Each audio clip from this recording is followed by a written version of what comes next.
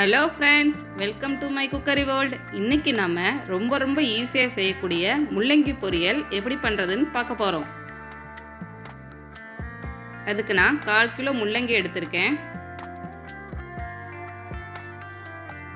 அதோட தோலை நல்லா சீவிட்டு இது மாதிரி பொடி பொடியாக கட் பண்ணி எடுத்துக்கோங்க. ஒரு கடாயில் நம்ம கட் பண்ணி வச்ச முள்ளங்கியை சேர்த்துக்கோங்க.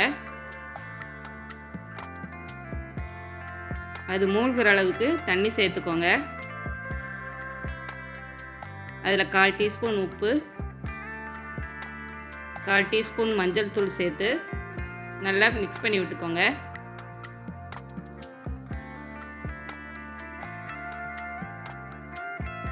இப்போ இதை ஒரு மூடி போட்டு மீடியம் ஃப்ளேமில் ஒரு 5 மினிட்ஸ் நல்லா முள்ளங்கியை வேக விடுங்க. ஒரு மிக்ஸி ஜாரில் 4 பச்சை மிளகாய்,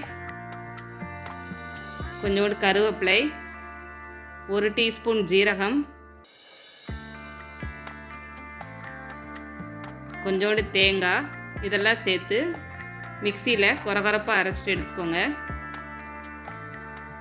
இந்த மாதிரி அரைச்சி எடுத்துக்கோங்க.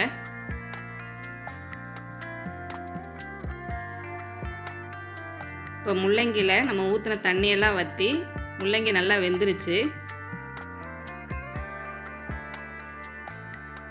ஒரு கடாயில் 2 டேபிள் ஸ்பூன் எண்ணெய் சேர்த்துக்கோங்க. எண்ணெய் சூடானதும் 1/2 டீஸ்பூன் கடுகு, 1/2 டீஸ்பூன் உளுந்தம்பருப்பு,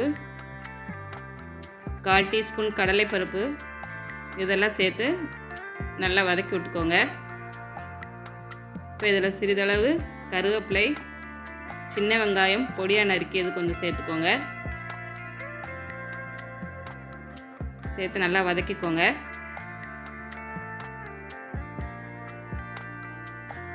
இது 1/4 டீஸ்பூன் உப்பு சேர்த்து நல்லா வதக்கிக்கோங்க.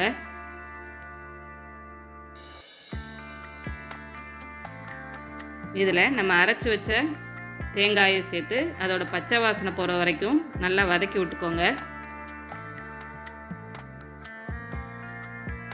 இப்போ நல்லா வதக்கியாச்சு.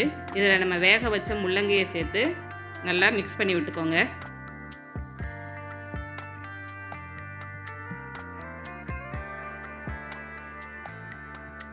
நல்லா மிக்ஸ் பண்ணதுக்கப்புறம் ஒரு மூடி போட்டு மீடியம் ஃப்ளேமில் ஒரு 1 நிமிஷம் வச்சுருங்க.